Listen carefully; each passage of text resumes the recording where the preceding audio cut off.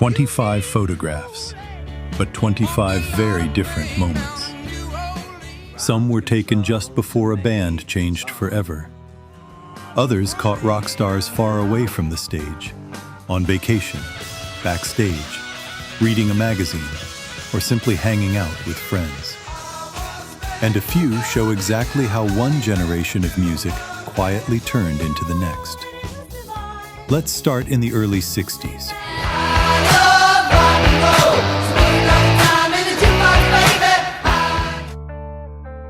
By 1964, television could turn a successful band into a national obsession almost overnight.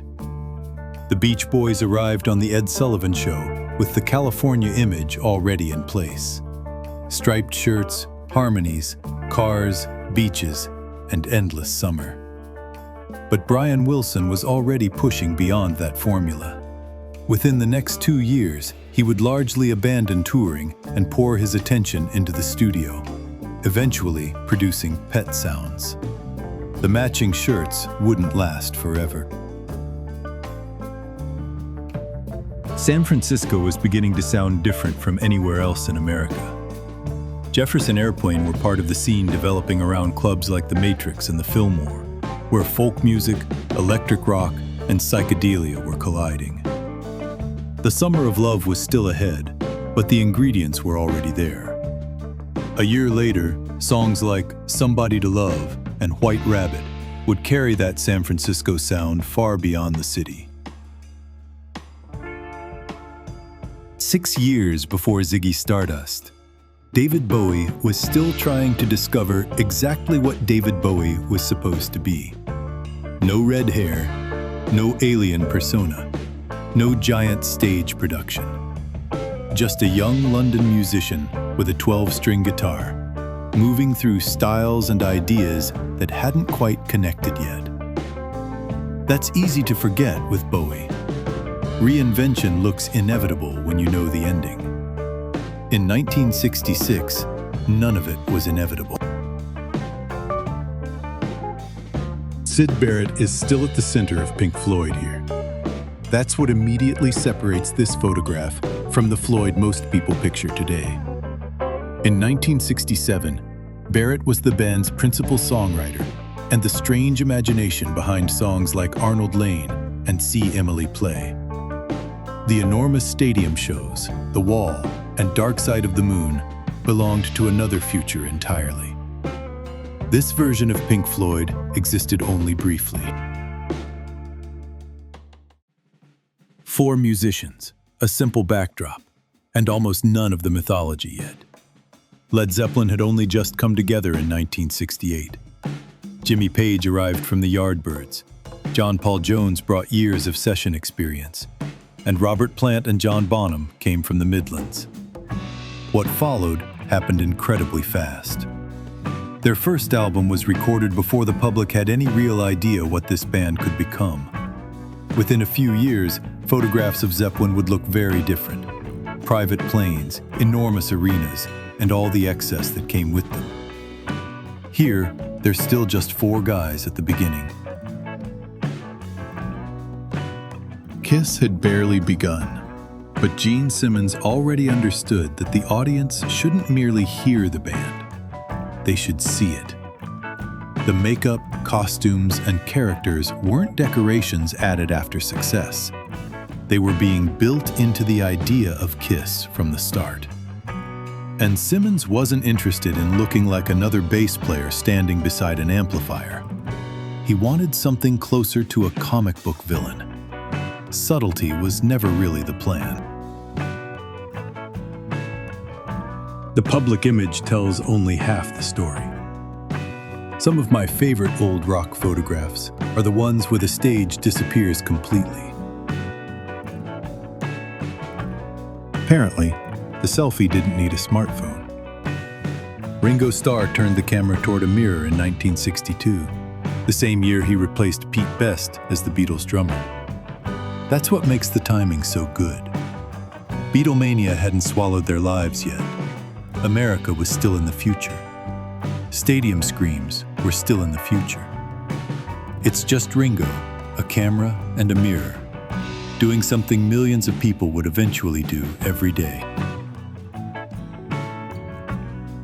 Beatlemania almost disappears in this photograph. George Harrison and Pattie Boyd married in January 1966 and honeymooned in Barbados, giving Harrison a rare break from a life that had become increasingly difficult to experience privately. The guitar makes the photograph feel especially George. Even on honeymoon, music is sitting right there beside him. Within months, the Beatles would stop touring altogether. For the moment, though, there are no crowds to escape. No burning guitar, no feedback, no psychedelic light show. Just Jimi Hendrix reading Mad magazine while somebody works on his hair. I love photographs like this because they puncture the mythology without diminishing the person. Hendrix could appear almost supernatural on stage, yet here he's doing something completely mundane, waiting, reading, and probably trying not to move his head. Even guitar gods had downtime. Jim Morrison standing at an observatory almost feels too perfectly cast. By 1968, the Doors had already made him one of rock's most recognizable frontmen. But Morrison was always interested in more than the conventional role of singer. Poetry, cinema, and carefully constructed imagery mattered to him too. Away from the microphone, the photographs can sometimes feel quieter than the legend. This one almost looks like a film still. Some photographs do not require a grand historical explanation. Neil Young, a drink, a mounted moose wearing glasses. That's enough. The strange part is that 1975 was actually an intense creative year for Young, with Tonight's the Night finally released and Zuma following later that year. So hidden somewhere behind this wonderfully ridiculous photograph was one of the most restless songwriters of the decade. The moose seems unimpressed. When Queen reached Japan in 1975, they discovered just how far their music had traveled. Japanese fans greeted the band with extraordinary enthusiasm during their first tour of the country, and the relationship stuck. Freddie Mercury in particular developed a strong fascination with Japanese art and design. The Kyoto setting gives us something much better than another stage photograph.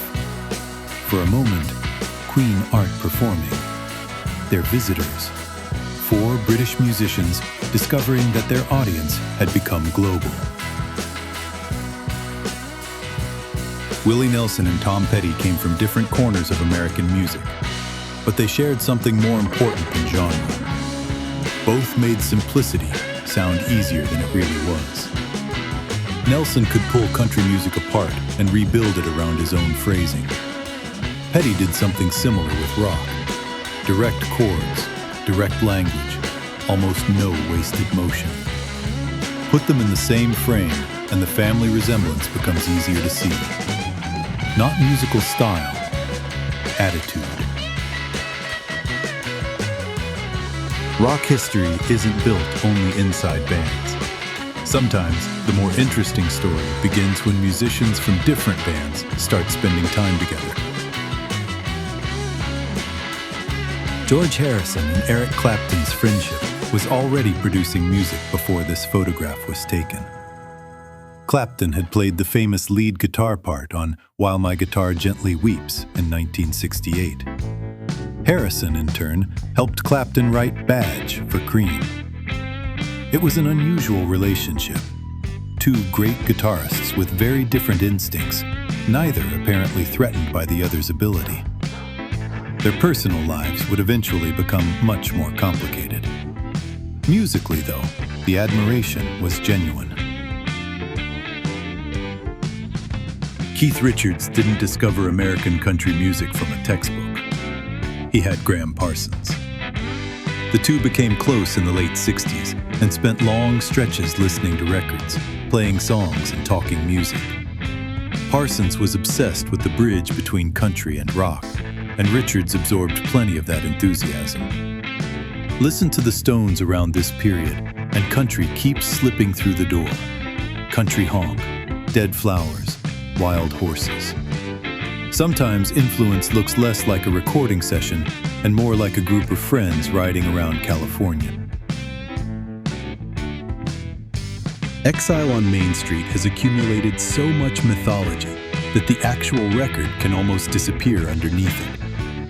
The Stones began much of the album in the improvised basement setup at Keith Richards' rented villa in southern France, then continued work afterward, including sessions in Los Angeles.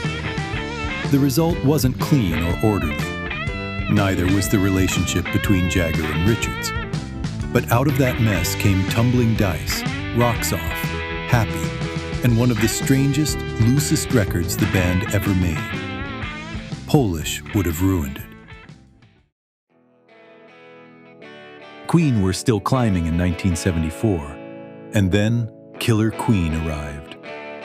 It was the sort of song that instantly explained what made the band unusual. Brian May's layered guitar sound, Freddie Mercury's theatrical phrasing, elaborate harmonies, and absolutely no fear of sounding excessive. Look at the two of them here, and the contrast is already perfect. Mercury commands attention. May almost seems to retreat from it. On record, those personalities fit together beautifully. No elaborate mythology is needed here either. A C/DC Backstage in 1976 looked like exactly what they were. A hard-working band still pushing outward from Australia and trying to conquer bigger rooms. That year, the international version of High Voltage introduced much of the world to Bon Scott's voice and the Young Brothers' guitar attack. There was nothing fashionable about the formula. A riff, a beat, a dirty joke, another riff.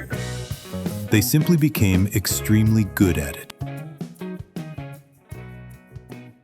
So far, we've spent a lot of time away from the stage. Now let's go back to where rock becomes physical. Forget the performers for a second. Look at the audience. Hundreds of thousands of people arrived for Woodstock in August 1969, overwhelming the site, the roads, and almost every practical plan the organizers had made. That's part of why photographs of the crowd matter so much. The musicians made the soundtrack, but the audience created the scale of the event. From ground level, Woodstock doesn't look like a legend. It looks crowded, muddy, and exhausting, which is probably much closer to what it actually felt like. By 1971, younger rock bands were filling arenas with enormous amplifiers and increasingly elaborate shows. Chuck Berry could still command attention with a guitar and one ridiculous-looking move. The duck walk became one of rock's earliest, instantly recognizable stage gestures, copied and referenced for decades afterward. And underneath the showmanship were guitar phrases that countless players had already borrowed. The pose was funny. The influence wasn't. The Who never looked like a band trying to save energy for tomorrow. Pete Townshend attacked the guitar. Roger Daltrey threw himself into the vocal. John Entwistle stood almost motionless while playing absurdly busy bass lines. And Keith Moon seemed to treat every drum kit as something that had personally offended him. By the mid-70s, that controlled chaos had become the band's live identity. A photograph freezes it. The music never did. Motörhead never fit comfortably inside one category. Metal fans claimed them. Punk audiences understood them. Lemmy insisted they were simply a rock and roll band. That confusion was useful. Their music removed a lot of the ceremony from heavy rock and replaced it with speed, distortion, and brute force. By 1978, the band was still building the reputation that would explode with Overkill and Bomber the following year. They didn't polish the rough edges. The rough edges were the point. Iron Maiden's engine was standing on the bass side of the stage. Steve Harris founded the band, wrote much of the material, and developed the galloping bass style that became part of Maiden's musical fingerprint. Their self-titled debut arrived in 1980 as the new wave of British heavy metal was gathering speed. Maiden had bigger ambitions than the clubs they came from. Long songs, historical subjects, twin guitars, Eddie staring from the artwork. The blueprint was already forming. By 1991, Seattle was no longer just a local secret. Soundgarden had spent years developing a sound that could be heavy without simply copying traditional metal. Chris Cornell's enormous voice sat over strange tunings, odd rhythms and riffs that could feel both 70s and completely contemporary. Then, Bad Motorfinger arrived in 1991. Suddenly, the rest of the world was paying very close attention to Seattle, and they were about to pay even more. Then came Nirvana. By 1992, Nevermind had escaped every expectation placed on it. Smells Like Teen Spirit was everywhere, and a band that had emerged from the American underground suddenly found itself at the center of mainstream culture. The strange part was how uncomfortable that success could look. Nirvana's music contained both hooks and abrasion, humor and anger, enormous popularity, and deep suspicion of fame. Rock hadn't disappeared, but the image of what a rock star was supposed to look like had changed almost overnight. That's what I like about these photographs. The famous moments are interesting, but the strange little moments around them are often even better. A mirror, a magazine, a honeymoon, a rehearsal, a friendship nobody in the room knew would matter later. Which photo had the best story for you? Let me know in the comments, and I'll see you in the next one.